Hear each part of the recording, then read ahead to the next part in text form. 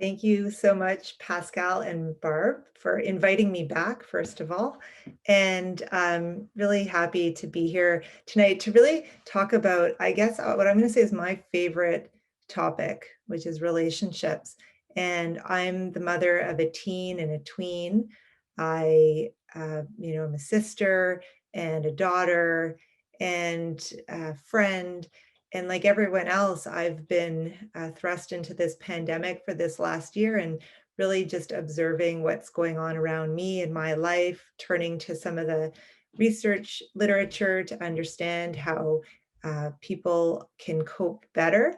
And that's what I'm really hoping to share with everybody, because we know when we're not happy in our relationships, it's really hard to enjoy much of anything else. So this is where I focus my passion at work, at home, and I'm really excited to share some ideas with you this evening. So I'm just going to share my screen, and I have some slides as I talk. Uh, I did actually co-author a parenting book with Dr. Adele LaFrance, who's one of the founders of emotion-focused family therapy, and it came out the week before the pandemic was declared. And I mostly dropped talking about it at first because I was busy just working in the hospital. But over this year, it's become increasingly clear that families really are spending a lot of time together and can certainly benefit from some ideas of how to get through the rockier moments together. So I also want to acknowledge that I too am zooming in from the ancestral, traditional, and unceded territories of the Musqueam, Squamish, and Tsleil-Waututh nations. Very grateful to be here on this beautiful land, and also to acknowledge that I am a Jewish person of European descent, and that I try to reflect on the bias that brings me in terms of my understanding of families, and know that there are many, many different culture, traditions that we bring to the understanding of family. So there are many universalities in what I will be talking about tonight, but of course also differences that I hope to honor and respect.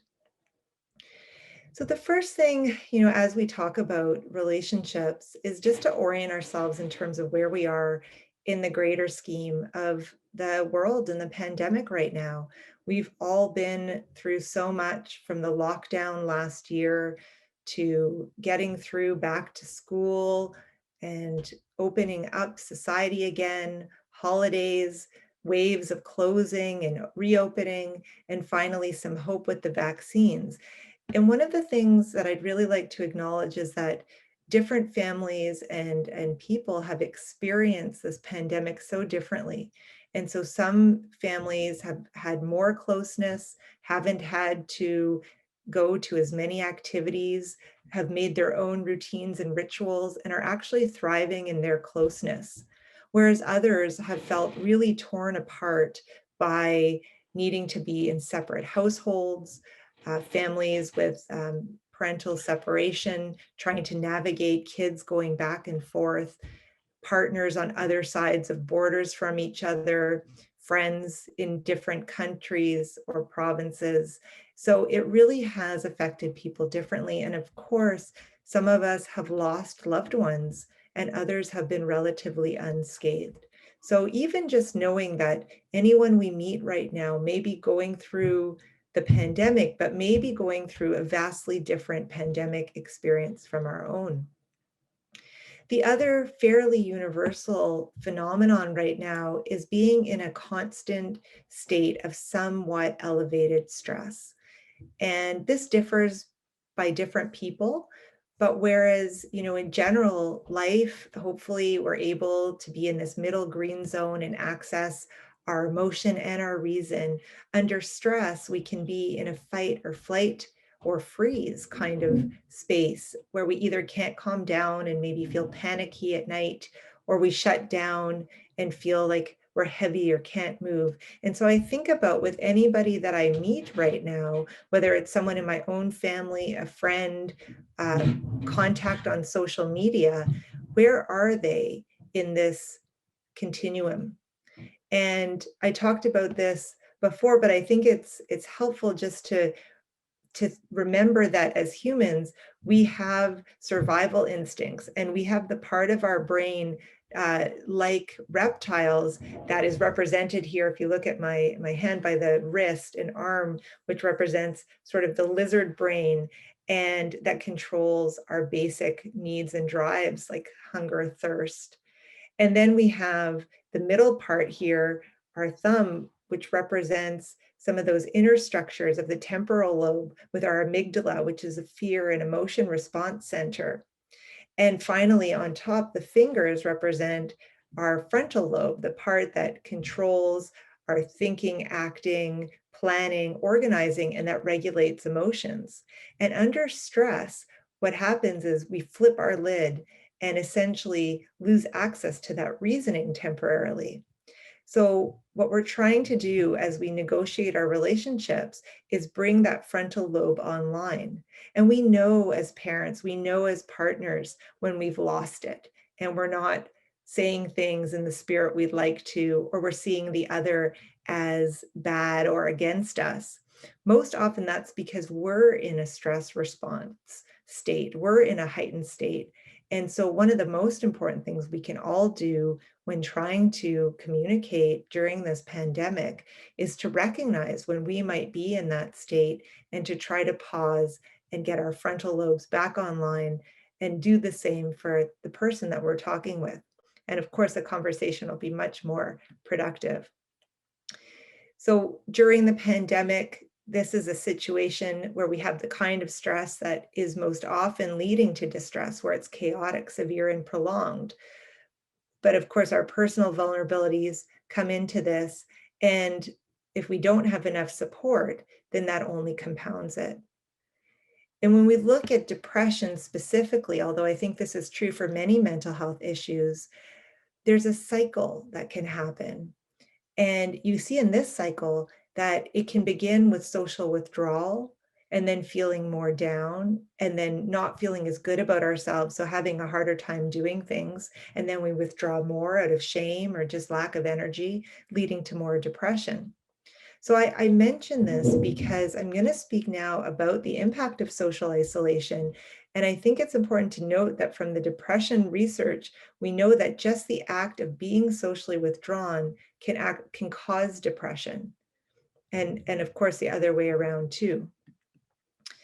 The other things that tend to trigger episodes of mental illness, especially depression, are big stress points. So these can be loss points, of course, when we're bereaved, major changes, even positive changes like marriage, getting a new job, and conflict, disputes, disagreements when we don't see eye to eye. And the pandemic, of course, is one of the biggest changes, if not the biggest change, any of us will ever experience in our lifetime. So it's no wonder that we're seeing some increasing rates of anxiety and depression, given what we're all going through. And I love this quote from the former Surgeon General of the USA, Dr. Vivek Murthy. It's more important than ever that we rethink and harness the power of relationships and recognize that they are not just nice to have, but that they are necessary to have. I think in some ways, one of the silver linings of the pandemic, by being forced apart, might be that we recognize just how true this is. And it's not just kind of a lip service to say that social isolation is hazardous for our health. The research shows that it can be equivalently negative on our health as things like air pollution, being inactive, obesity, or even smoking 15 cigarettes a day. Now, I don't say that to suggest we break social distancing guidelines or anything like that, because of course, I think as a physician that those are essential. But at the same time, we need to be really cognizant that it is a serious health risk to have prolonged social isolation. And social isolation or loneliness doesn't only come from not seeing our best friends.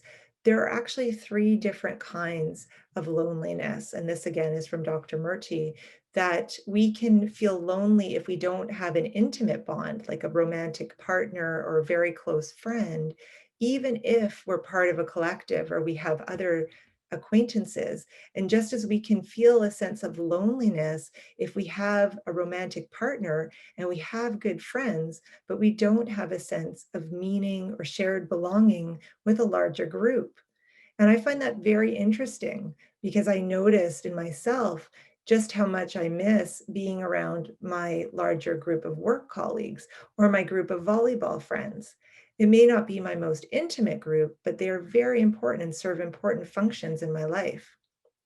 So we can think of this pandemic not only as an emergency from a physical health point of view, but from a mental health point of view, in the sense of isolation and all of the difficulties we've gone through. But I find it heartening to know that the word emergency actually comes from the Latin emergere, which means quite literally to rise up or out of.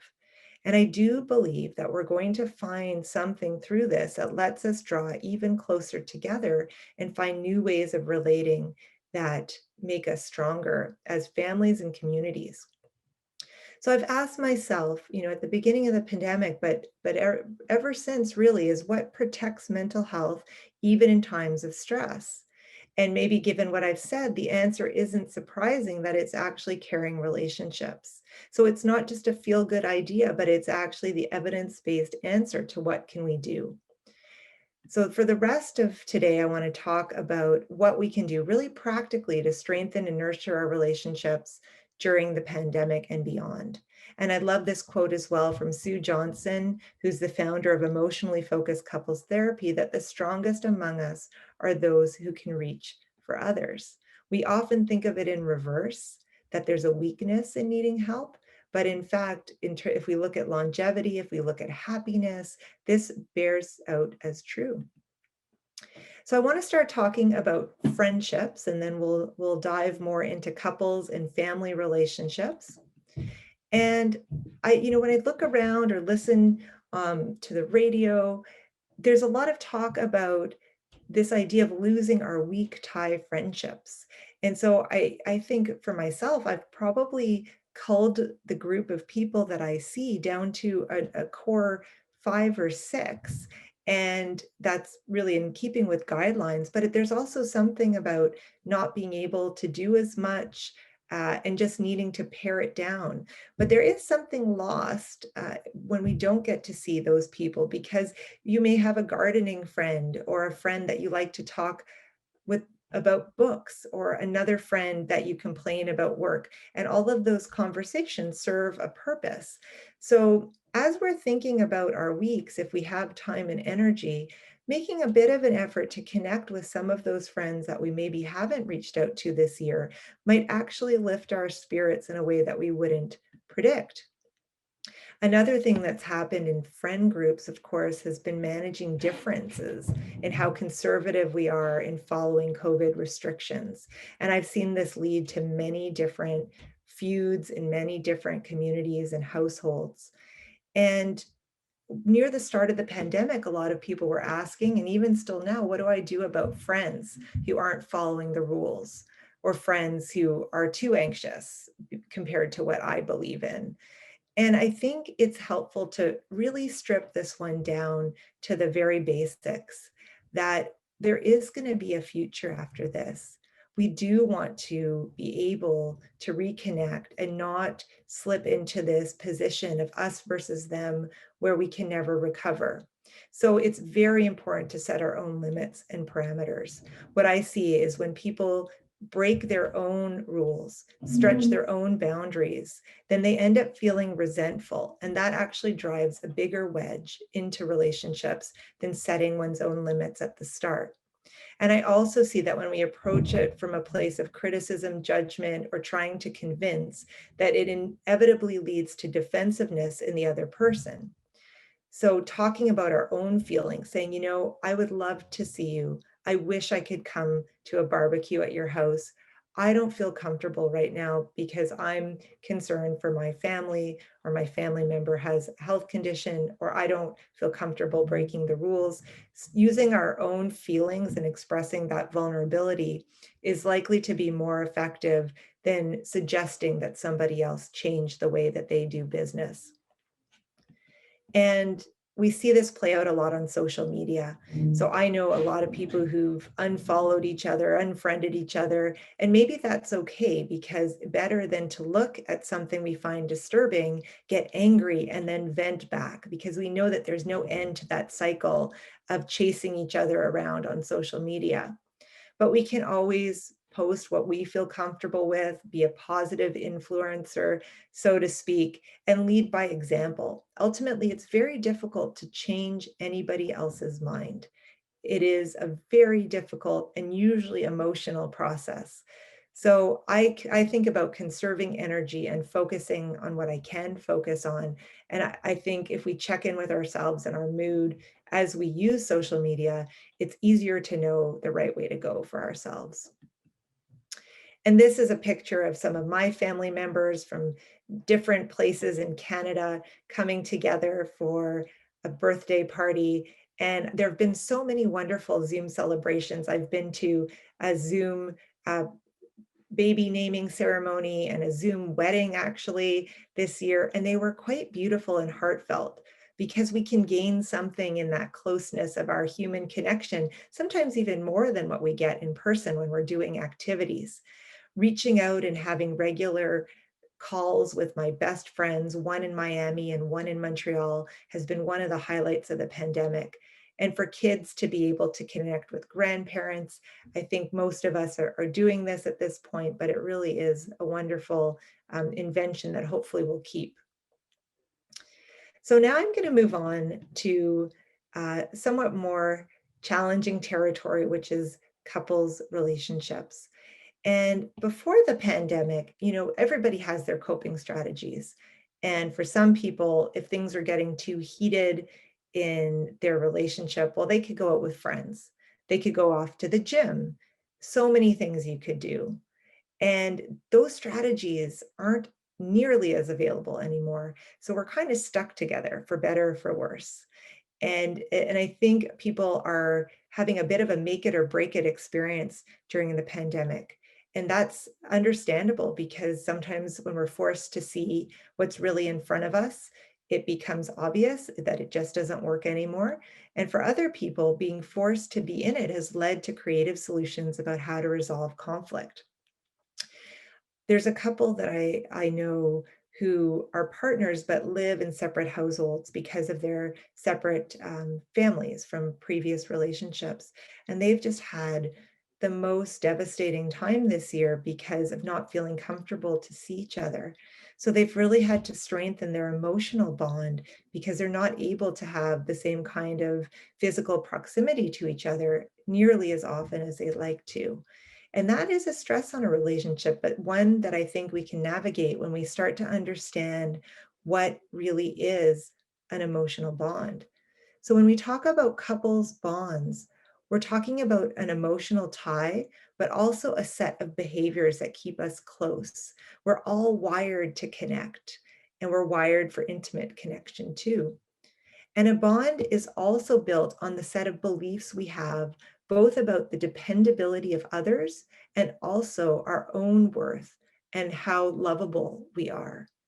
So I'm going to talk a little bit more about this, because this isn't something that I learned any time in high school, not even in medical school, but since I've learned about this, it has completely changed my life and my experiences.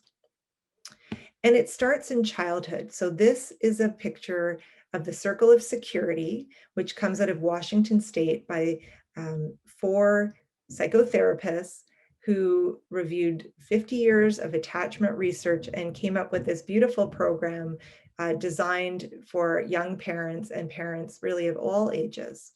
And the hands in this diagram represent the parents or caregivers, and they provide the dual function of secure base or safe haven.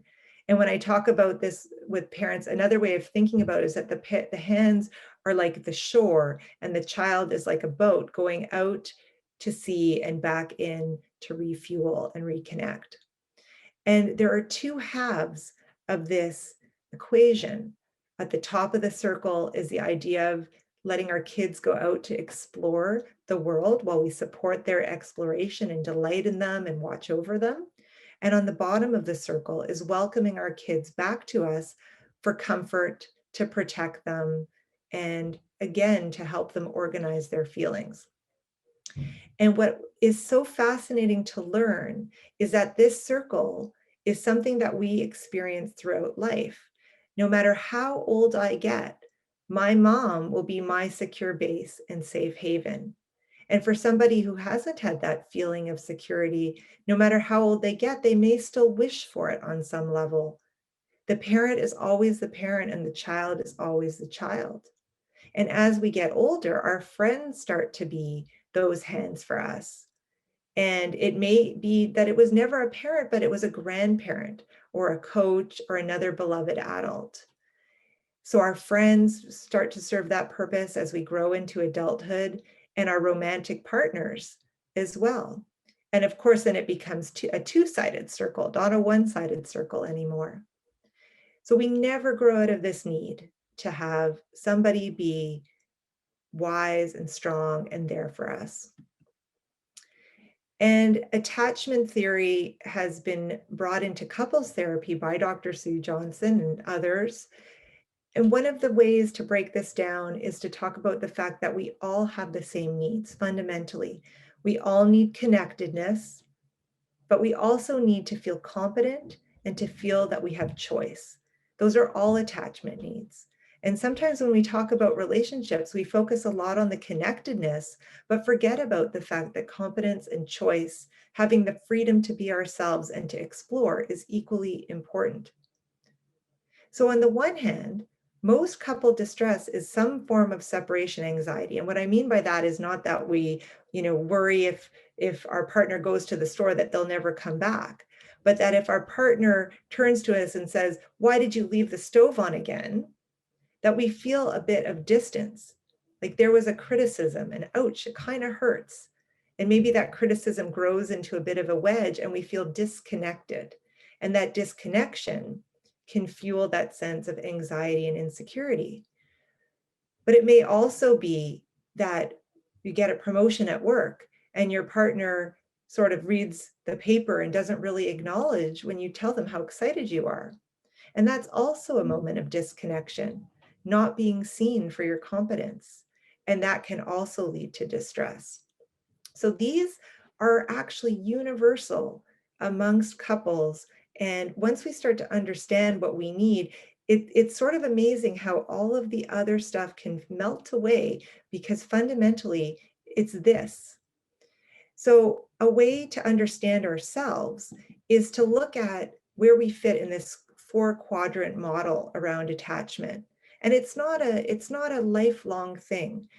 These are usually more qualities of relationships than ourselves, but we may have the same pattern over and over again, depending on our particular vulnerabilities. So if we're raised to believe in ourselves, that we're competent, but also to be able to depend on others, then that yields what's called a secure attachment. If we feel that we're not self-reliant, we can't do it ourselves, but we can depend on someone else, we may be more anxious or preoccupied, sort of worried about being left alone or left to our own devices. And in extremes, this can manifest as what looks like jealousy because we don't want to be left alone, and we might fight tooth and nail to prevent that. If, on the other hand, we believe that we're competent, but we can't really rely on anyone else, we may end up in the more dismissing or avoidant quadrant. So you can see avoidance of intimacy, of closeness, of relationship, because nope, I can do it by myself. And again, all of these patterns, we come by them honestly. It comes from our earliest days and how we're related to, and it can also just be the quality of the relationship we're in. And then some of us are more fearful, those of us who've grown up with really difficult situations early in childhood where we could neither trust ourselves nor others. But the good news about these attachment vulnerabilities is that they can be healed. And I'm going to talk a little bit more about some of the things that help. So the core question for couples at the end of it is, are you there for me? And we want our partner to be available, responsive, and engaged. Available, responsive, and engaged. So they can be there, but if we're always distracted on screens or preoccupied by something else, we may not feel engaged. So we may be together, yet very much feel alone, and that triggers that separation anxiety in any of us. The person who's more on the dismissing or avoidance side of things may just deny that, but fundamentally, we all feel that. And so we can recognize that there are predictable patterns in couple relationships that come from how we relate together, how we fit together. And often in a relationship, there's one person who's always pushing for the discussion, who may be starting the arguments by saying, well, you'd never do this, or how come you didn't do that? And that person may come across as angry or blaming.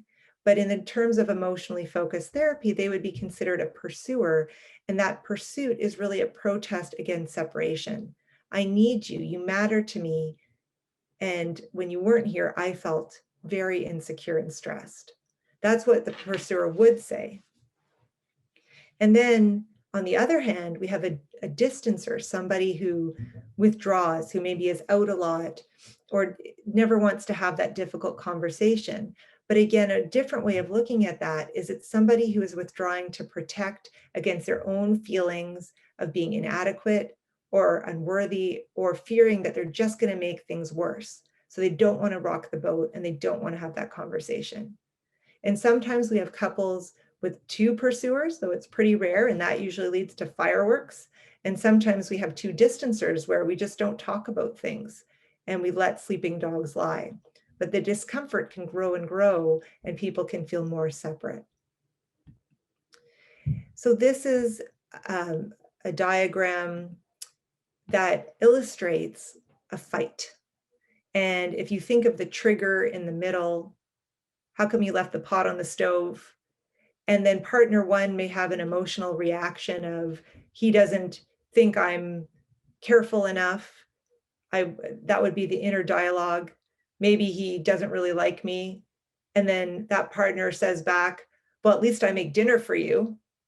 Because to say something more vulnerable would be too hard in the face of criticism. But then, of course, when she says, well, you could make dinner too, and then he says, well, it's amazing you didn't burn the house down already. And now we've gone into this infinity loop of arguing and conflict, when really what triggered it might have been a criticism born out of fear. But when the first partner had an emotional reaction, had they, instead of reacting, talked about their vulnerable primary emotions, the whole cycle could have been avoided. And they could have said something like, ooh, really hurts my feelings when you criticize me leaving the pot on the stove. I'm actually doing my best to make dinner right now.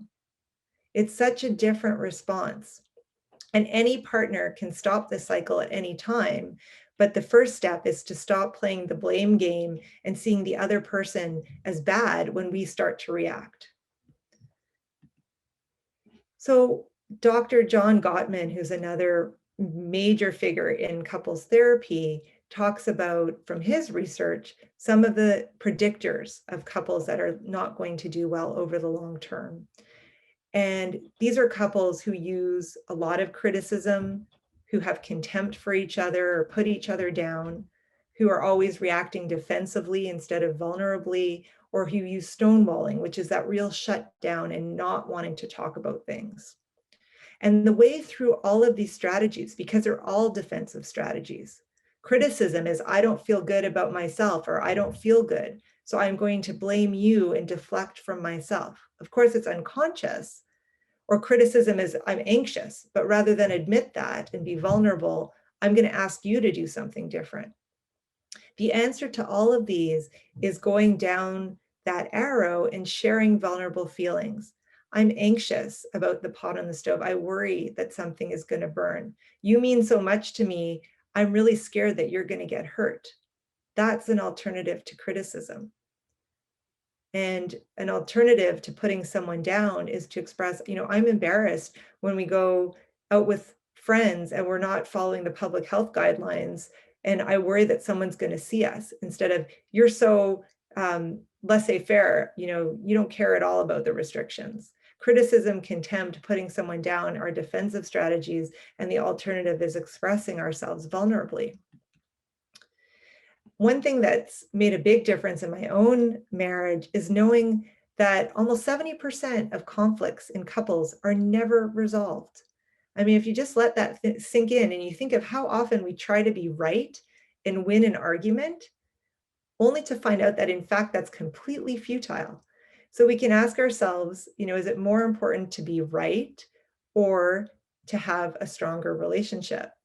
And being able to let it go, knowing that, has been one of the great reliefs of my married life for sure. And you don't need to resolve all of these conflicts because people are different and we will never see eye to eye. In fact, it's being able to acknowledge that and that we have different perspectives and that we may have to just leave it at agreeing to disagree is often a much healthier way of getting through things than fighting it tooth and nail where we're never actually going to come to a resolution. So Dr. Gottman talks about these 7 strategies that I won't go into detail tonight, but I definitely encourage you to look at his website materials and Sue Johnson's as well. Both of them have books out for couples and families. And so he talks about enhancing your love maps or getting to know your partner really well. And this goes into some of the love languages, which you may have heard about, that some people really thrive on physical affection, whereas others like words of affirmation. The more we know what our partner likes and do that, instead of just doing what we like ourselves, the more connected we're going to feel. And we want to nurture the positive, especially right now during the pandemic. They say familiarity breeds contempt. And when you're looking at the same person all the time, it's really easy to see the flaws. So making a list of some of the good things, even if all you can muster on the first day is to say, well, she's tall, or he makes a nice cup of coffee. We start small and that starts to build in our gratitude for the other person. This number 3 is really key, turning towards each other instead of away. So this is when, our partner comes home and says, I had a great day at work.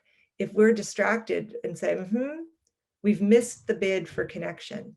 And it's actually responding to those little bids for shared attention and shared enjoyment that strengthen the couple relationship. It's important to let others influence us. And, sometimes for those of us who've lived alone for a long time or, for other reasons, haven't wanted someone else to be in control, to know that it's completely normal to be influenced and to have somewhat of a loss of some of our autonomy about how things are going, because that's part of the spirit of it. We can work on solving our solvable problems. And I'm going to talk about a bit more of a framework for communication as we go through this. So we want to be able to start soft and to receive repair attempts when somebody says they're sorry. We want to hear it and not hold a grudge, because that just perpetuates the situation.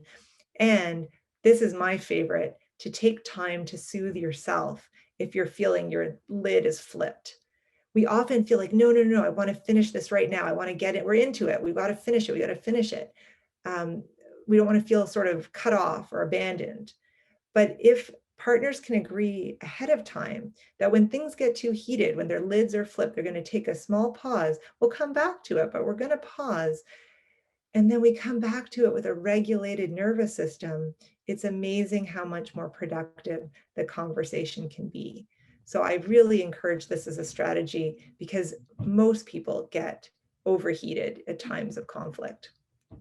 Compromise, of course, tolerating each other's faults. We tend to most despise the things in others that we most dislike about ourselves. So when I notice I'm being really critical about something in my partner, I ask myself, am I actually having a hard time with that part of myself? And can I bring some more compassion to myself? And actually, sometimes just doing that, just bringing more compassion to my own flaw, somehow like magic, my criticism for his dissolves. And we can create shared meaning. Of course, difficult in the pandemic, but celebrating anniversaries or celebrating religious ceremonies, whatever it is that we do together that makes us as a couple within the higher context of our culture, our community, that is really strong glue. So when we're more distanced from our families, it could be difficult, but maybe having a video call together with an extended family member or participating in celebrations, making the extra effort to have a special date night at home, all of these things will be helpful throughout the pandemic and beyond. And finally, I'll get to some really specifics about conversations that can help us in couples, but particularly it is sharing how we feel rather than defending, rather than counterattacking. And it is hard and it takes practice and it takes humility to say, I'm going to share how I feel. And it also means setting boundaries so that if somebody is talking to us in a way that we don't like, that we don't just suck it up, but we say, hey, that hurts. Or no, I need a break. I'll talk to you when this is coming out differently. Because it's a flip side of the coin. And if we can set our own boundaries, we'll be much more likely to stay in the game and want to have the conversation. Nobody should have to take anything that doesn't feel okay to them just for the sake of trying to protect a relationship. So finally, in these last 15 minutes or so, a little bit longer, I'm going to talk about families. This is my real bread and butter because I've been a family therapist for many years. And during the pandemic, I've been really heartened to see the creativity that families have had about getting through things, from themed dinner nights to going to the beach more often. Of course, all the pets who've joined our families have lightened the mood and helped us manage our stress. And there are still some things that we can do to help with this very common scenario. I have the privilege, because I work with families, of knowing that there's no such thing as like a really normal family. And there's also no such thing as a family that's got it all together. I think we're all just really, really good at having our public face, which is probably good for everybody else. But it's important not to take everything we see on social media as the truth, because we know that underneath that, there's a lot more conflict and a lot more messiness than what we see in the day-to-day. And the good news about families, which I still, even though I know this, I know it to be true from the research science and everything, but it somehow, I still get stuck in this idea of being a good enough mom and needing to do the right things and not react too much. And yet it is weathering the difficult moments together that grows us and strengthens the relationship. Our kids raise us too. So there's no way we can know what we're doing because we haven't learned yet. It's a constant process of trial and error, and that's exactly how it's meant to be. Now, that being said, we can still be conscious of where we are in that zone of regulation. Have we flipped our lids in a parenting moment or not?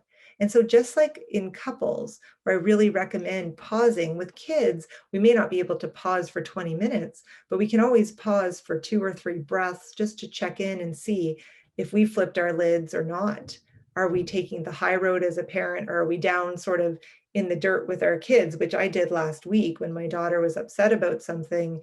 And I heard myself talking back to her like I was in her high school class. And I knew from my voice and how sassy I was being that I had flipped my lid. And then we all do.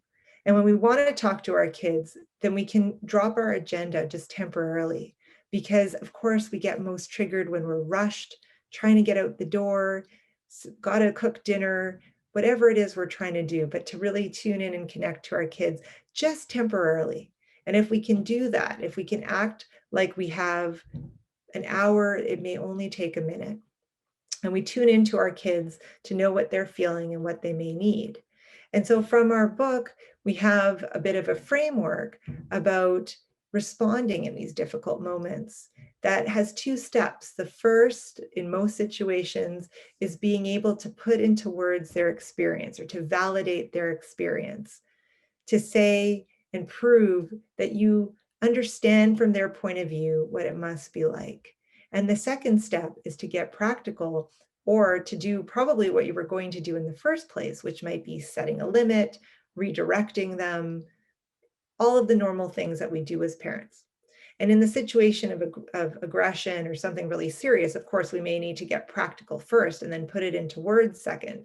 But the idea is that we want to be able to help our kids name their emotions and know that we are with them. So an example of acknowledging a child's feelings, let's say a kid says, I hate wearing my mask. It's so uncomfortable. Well, acknowledging child's feelings would be to say something like, oh, no wonder you hate your mask. It's so hard to wear it all day at school because this isn't something you normally do. And because it feels a little icky trying to, you know, breathe in it all day. And because you just want to take it off the first thing you get home. So you're taking the child's perspective as best you can in the moment. And notice how I said because and gave some reasons. Our instinct is often to say, well, I don't blame you for not wanting to wear that mask, but you got to wear it. That's the rules. When we can say because and give some reasons, then that shows that we're with our child, helping them through their distress. And we don't need to agree to acknowledge feelings. Validation is not saying this is the truth, and it's not even saying I condone the behavior. It's really just saying right now, in this instant, I can put myself in your shoes and see what it might be like. And the point of this is to help our kids re-regulate so that they aren't in their flip lid state anymore. And the concept here in being with our kids in difficult emotions and situations is this idea of being with, which again comes from the attachment research. It doesn't mean I always agree. It shows I'm here. I hear you. It's not I must always make you happy. It's I can understand. And this is really important because a lot of times kids are not happy in life. And if we make our goal making them happy, then there's a lot that we're going to be doing that goes against our grain as parents, and nobody's going to feel good in the long run. It's also not, I'll solve all your problems for you. It's, I care. And it might be, I'll help you solve your problems, or I'll be there with you as you solve your problems. So in families, one of the things we're really needing to do right now during the pandemic is balance our needs for closeness and independence. And if you think about that circle of security that I showed at the beginning, it's that idea that we need both the going out and exploring the world and being together. And during lockdown or with restrictions, there can be this sense that we just are always together. We can't go anywhere. And some people in the family may need to go out more, may need to do more things away from others, especially teenagers who we know developmentally need to spend time with friends. And that may be time online with friends right now because they can't go out in the real world. But that is a developmentally appropriate need for them. And for couples, we may have different levels of closeness needs, and we need to be able to talk about those honestly and negotiate them. Because when one person sacrifices their needs for the other person over and over again, resentment builds. And that is more counterproductive than taking the space that you need in the first place. It's totally normal to have different levels around this. So I mentioned this before, but I always like this book title, Get Out of My Life, but first, can you drive me and Cheryl to the mall? This is kind of the teenager's mantra. And some teens during the pandemic have acted like they need parents more, maybe with less connection or a higher level of anxiety. They are recruiting parents to play tennis with them more often or go shopping with them more often because they have less opportunity, or maybe they're feeling insecure and they need the parent to be that secure base a little bit more closely and give more hugs and cuddles. Or maybe the teenager is just done with being home with everyone all the time and is pushing that boundary even more, but they still need us even when they act like they don't. Teenagers say a lot of things, but this attachment circle still applies to them. Their circle just gets wider and wider. Another challenge that's there for many families, whether parents are together, separated, whether co-parenting is done by multi-generational families, is this challenge of under pressure, and especially with COVID restrictions, it's very common that different parents will have different levels of anxiety about cleanliness and about distance, and it's very hard to talk about. So this is an example from a chapter in our book where we address co-parenting. And in this first strip, you see the first parent saying about her child, he's being awful. And the other one says, well, what did you say to him? Why do you always assume it's something I've said? Well, he was perfectly fine 5 minutes ago. Well, then you deal with him. So things quickly devolve in co-parenting situations under pressure when kids are misbehaving or the overall stress level is really high and we end up blaming each other and divisive. But instead, if we can bring that spirit of understanding and acknowledging the other person's point of view, not agreeing, but acknowledging, then things can go vastly differently. So in this example, when she says he's being awful, well, I get why you'd be frustrated, especially when it feels like he's blowing it out of proportion. Exactly, he needs to learn to be more respectful, even when he's tired. Well, I can see your point of view. You want him to learn some basic social skills. Well, you don't have to handle this solo. I can check in on him. Do you want me to do that? No, it's okay. I'll go talk to him in a few minutes. Thanks for listening. And it's hard, right? It's hard when we see someone do something we don't like. It's hard to validate and acknowledge their point of view. But if we can do that, if we can see that the first person to attend to is actually the person right in front of us, and this is true whether it's your colleague at work or whether it's your neighbor or whether it's your partner, when we can acknowledge, listen, and have compassion for the person right in front of us, then they usually can solve their own problems. Because what this partner is saying here is, are you there for me? I'm distressed. My lid is flipped. Are you there for me? And when the other partner is able to respond like this, she's saying, I may not agree with you, but I am there for you. And I can see from your point of view how this is so difficult, and gives her the emotional support that she needs to go back and solve the problem herself. So most often when parents are coming to each other, they don't want solutions. They don't want to be told a different way of doing things that would be better and just work. They want emotional support. And once we figure this out about ourselves, we can explain it to our partners, and it can go much more smoothly next time our kids are having issues. And we can also reframe our conflicts from thinking, oh, she's just not careful enough or he's overprotective, to understanding that the person who complains about overprotectiveness values autonomy, values that competence and choice side of the circle. Whereas the person who says, oh, they're just careless, well, they value closeness and protection.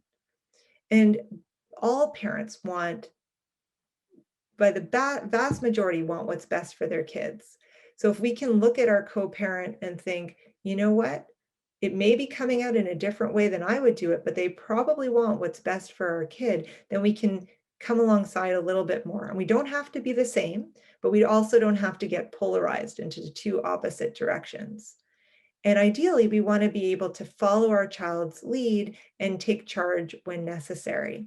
And actually, when you have two parents who are on opposite sides of the spectrum, the good news is we do tend to balance each other out, and that's often in our kids' best interest.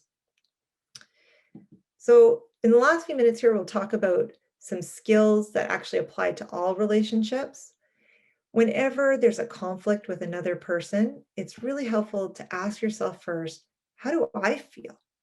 Because we often leap into trying to check in with the other person, help the other person, ask the other person questions, or criticize the other person and get them to change. But the harder and more effective path is to stop and tune into ourselves and ask ourselves, how do I feel? And then what am I trying to convey here? What would I like the other person to understand? Then we can think about, how are they likely feeling? What's going on for them? And what do they need to hear? And to ask ourselves, are they in that red or blue zone, or are they actually able to hear us right now? Because maybe that's the first step, is to take a pause or to ask for a time where we can talk about something that would work for them. So I call that actually striking when the iron is cold. And this comes from interpersonal therapy developed by Gerald Clorman and Myrna Weissman. And strike when the iron is cold means that if we have something important to talk about, it's a really good idea to set an appointment, even with our partner, to talk about it, rather than to catch them when either they're in the middle of something or we're really heated about it. We want to use I statements to be able to express our feelings. And I know that can be a bit cliche, but I still, no matter how many times people have learned this, I will hear people say some things like, well, I feel like you never park the car properly, which is, of course, not a feeling and not an I statement. It's a blame disguised as an I statement. And we really want to stay out of blame. We want to be able to just talk about how we feel.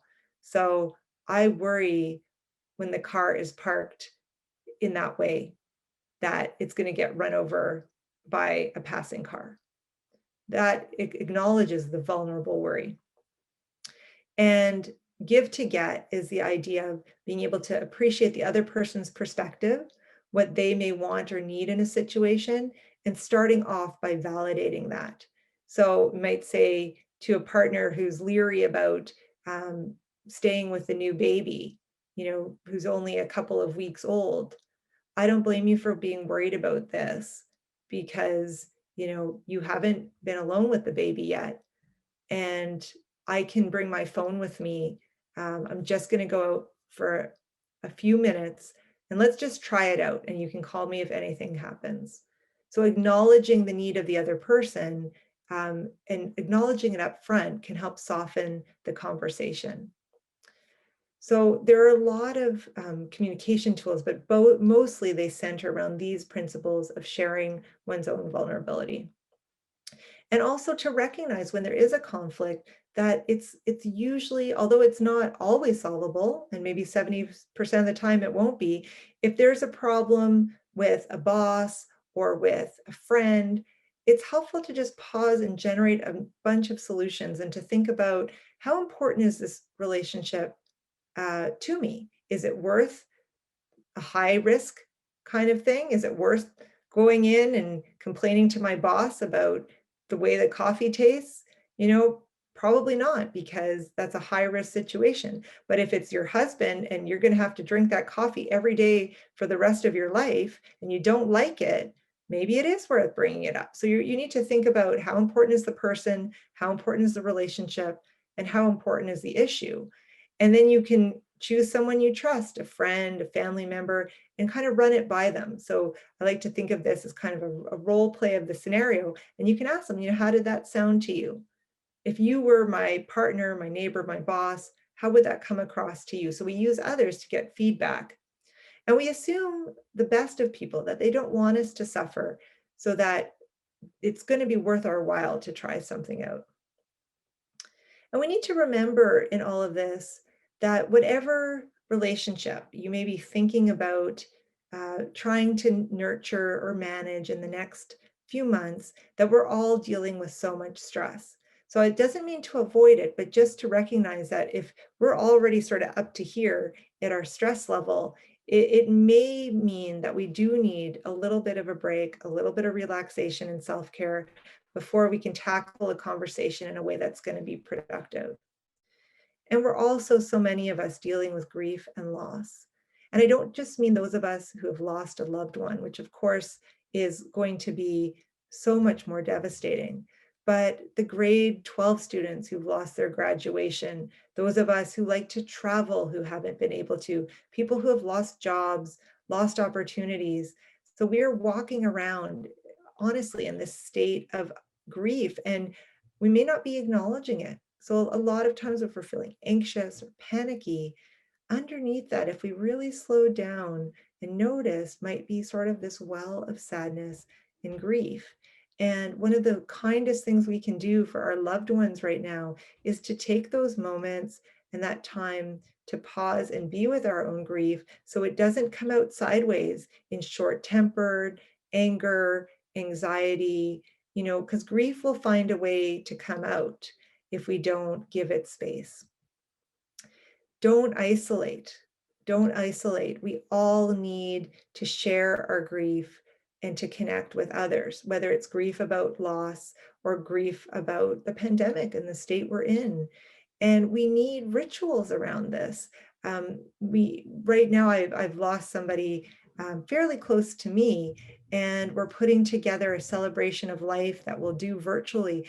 And the instinct to just stay to myself is pretty high because it's painful and I don't necessarily want to think about it. And there isn't this natural routine of having the big ceremony. But I know from the research that mourning and actually having ceremony to mourn collectively is very important in most traditions. So we need to do this in our own ways so that we can process grief. And for big changes, again, especially for youth who would be launching into post-secondary where things are quite different, being there together to manage the changes with them, so that they can feel that they are not alone in this. And there really is, at the beginning of the pandemic, we all talked about this, that there was something about being in it together that actually seemed to decrease the negative impacts of social isolation. And where I think things turned a bit is when there started to be a difference in who was getting vaccines and who wasn't. Because as soon as we were divided, we were less strong. And so I'm hoping that in this next several months, we're able to come together again and really understand that it's not even just about our intimate partners or our kids, that we can be that secure base, safe haven for each other. Whether we're a manager at work, we can do that for employees, or just as a neighbor, you can do that for your block. So caring for ourselves and then being there for each other is a way that we can help each other get through this. And we can collectively acknowledge feelings like sadness, anger, powerlessness. We can talk about what we miss from before. And just as important, we can start to dream and hope and talk about what's coming in the future. Now, I don't do this often because I like to stay kind of day to day. I find attending to the present keeps me the most centered.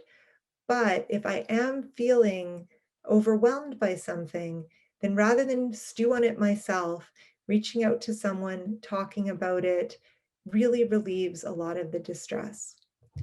So looking forward, I just want to go to this quote from Helen Keller that although the world is full of suffering, it is also full of the overcoming of it. And I truly believe that with togetherness and with respect for our differences, we are going to come out of this pandemic stronger in our relationships. I really hope if you've enjoyed what you've heard tonight, you might consider taking a look at our book, What to Say to Kids When Nothing Seems to Work. It's available online and also through kids books if you're looking for a local option. And you can find me on Twitter at Ashley P. Miller or at whattosaytokids.org. So thank you very much for your attention. I'm going to stop sharing my screen and we'll open it up for some questions. Well, that was another fantastic presentation. I'm speaking on behalf of everyone, but I think everyone's in agreement. Thank you again, Dr. Miller. That was wonderful. I know that I took notes, so I don't know if anyone else at home did. If you didn't, I'm recording this, so I'll post it later. But I will say that you very much kept along the lines of Mental Health Week's theme of getting real about how you feel. So that was a reoccurring message I got from your presentation, is that if you can communicate from how you're feeling, whether that's to a friend, a partner, a child, any relationship, that it really goes a long way in helping breaking down the barriers, removing that criticism, and helping people understand of where you're coming from. So that will be my takeaway. And also the book that you're talking about, your book, I think the Richmond Library here also has it available. So if anyone needs help accessing it, I can help you with that. And yeah, so this is the time. If anyone has questions or comments, we can start taking those. So I'm just going to look at the chat here. So one of our participants, what a beautiful and profound quote. Thank you for sharing. Changing the narrative in personal relationships and communication with loved ones is difficult to do when emotions are involved. I like the tip about striking when the iron is cold. Yeah, and that reminded me, I'm going to shamelessly remind people that if you do need to have a break or take some time to yourself, but you're kind of feeling trapped in the space that you're in, our mental health toolbox. So Barb and myself and other staff here at the clubhouse, this is probably backwards to some people, but if you go to our website, you can click on our mental health toolbox under the help button, and you can go through some grounding exercises, there's puzzles, there's coloring sheets, there's et cetera, of things you can do to get your lid back on top before you want to interact with people. So that might be an option, and it's all free. And Dr. Miller also brought up that there was obviously feelings of grief and loss and hardship during this pandemic. If you were not able to attend our last presentation by Christine Newell, that will be posted to our YouTube. It is posted to our YouTube page, as well as this one. So you have a number of great tools and resources that you can view later. And from another participant, thank you, Ashley, for a rich and informative session. So affirming. Yeah, there is a lot of pieces in here I think that many of us could resonate with. So I agree.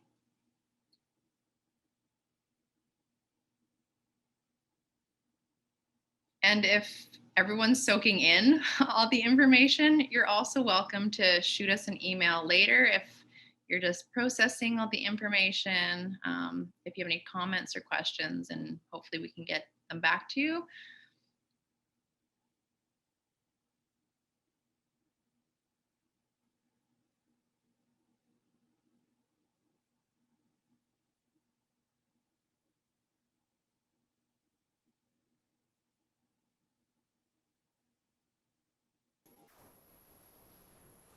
Yes, Barb. Thank you, Pascal.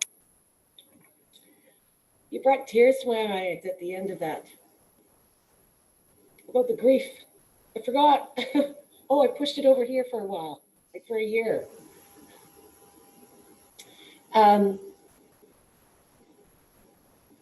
was going to express my gratitude for this incredible presentation that I'm going to go to the Pathways Clubhouse website YouTube channel and rewatch yet again. So I encourage others too. We'll have that up there hopefully in a couple of days. But I wanted to do something and I can't remember what it was. And isn't that just part of the pandemic behavior? It was probably me needing to share the link to get people's feedback. If they didn't want to share it in the chat, they can share it through the link. So why don't I share the link? If people have already signed off, I'll also email it to people, but I'll post it right here in the chat bar. So. Oh, I do remember what it was. Thanks, Pascal, for sending that. Ashley, I spoke to you beforehand about if there were specific websites that we should, maybe Pascal and I can send out an email to attendees afterwards. I'll write them down if you want to verbally give them to me. Off the top of your head? Yeah, so there's one, parentandteen.com, which is about parent-teen communication and has lots of examples. Nice. For younger kids, I really like AHA Parenting. They use a lot of the examples around, validation, but also kind, firm limits and all the good stuff. Mentalhealthfoundations.ca, and it's foundations with an S.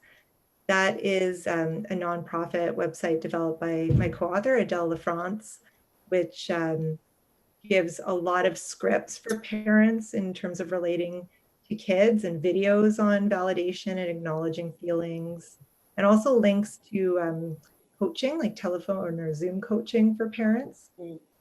John Gottman, I think it's the Gottman Institute. I'm not sure what the website is. No problem. Yeah, they have a lot of resources. And Sue Johnson has her own website, which has her books on it. And Hold Me Tight is the most probably famous of hers, but she also has Love Sense that explains the science of adult attachment, and the International Center for Excellence in Emotionally Focused Couples Therapy.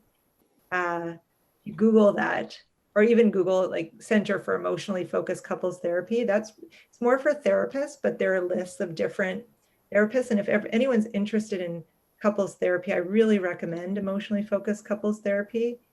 There are lots of kinds, and some people will say, oh, I've tried couples therapy before and it didn't work.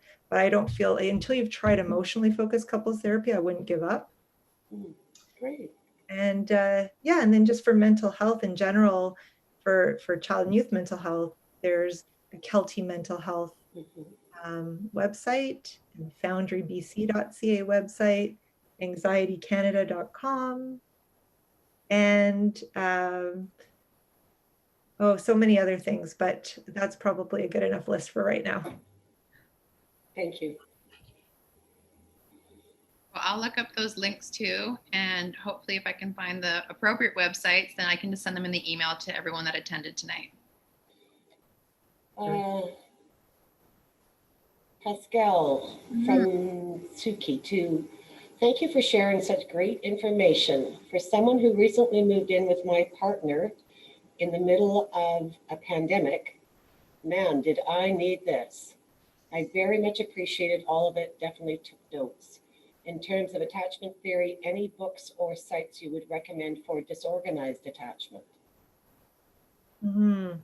You know, somebody asked me about this recently, and I haven't read an adult attachment book, so I can't vouch for one specifically. I think honestly with disorganized attachment, it's nice to read, but I actually think what's most helpful is finding somebody that you really connect with, whether it's a friend, therapist, mindfulness teacher, yoga somebody who can be with you through the journey of healing some of the wounds, because I think the harms that are done in relationship are best cured through relationship.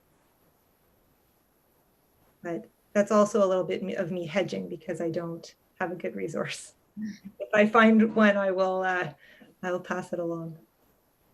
I like the statement though. Marion also has her hand up.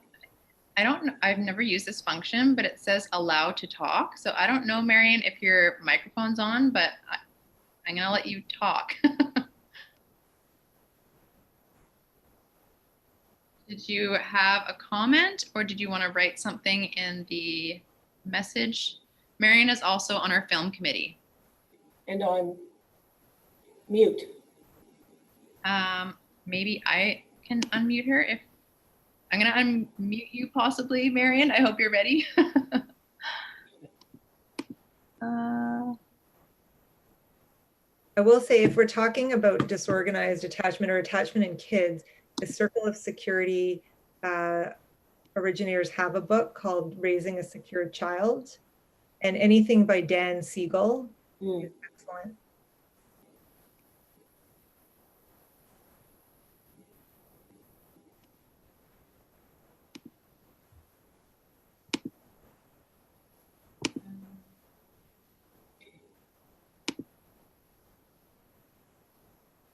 I don't know if I have the power to unmute Marion. I think she has to do it on her own.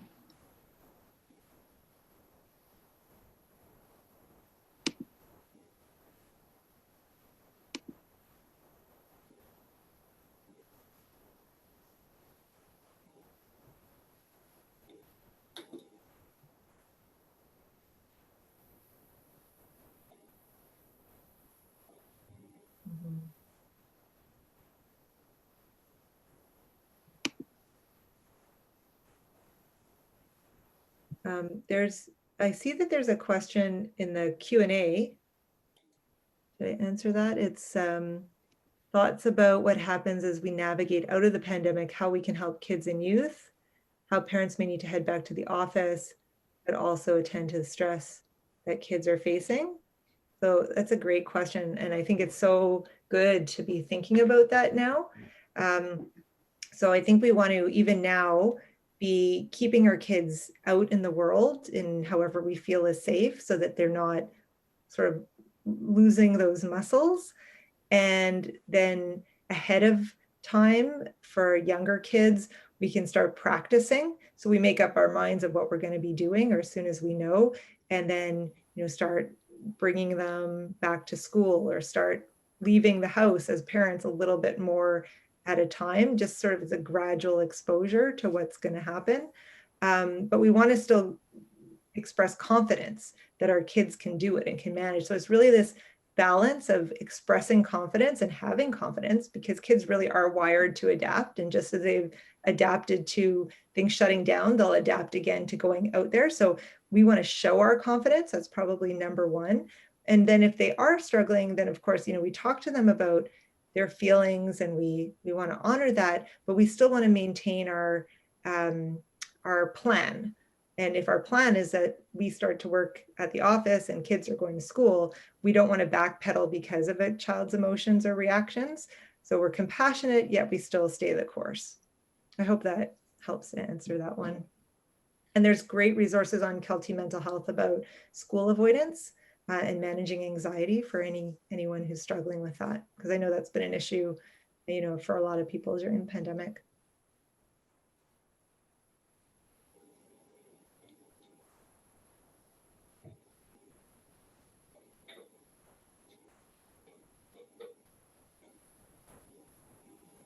Well, hopefully Marion can email us her question later.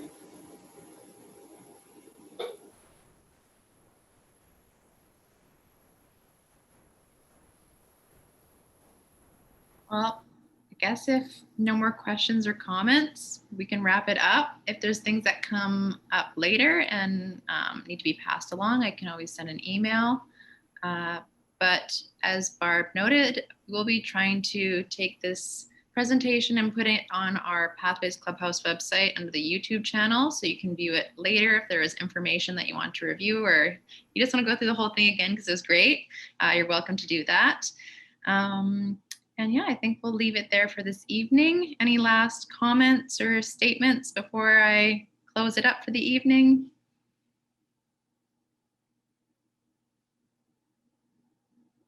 Okay. Well, thank you everyone for joining us tonight, and Dr. Miller for your wonderful presentation and your time. That was fantastic as always. So thank you, Talia. Thank you. Thank you everyone for joining. Okay. Have a good night, everyone. Stay safe and well, and hopefully we'll see you soon. Bye.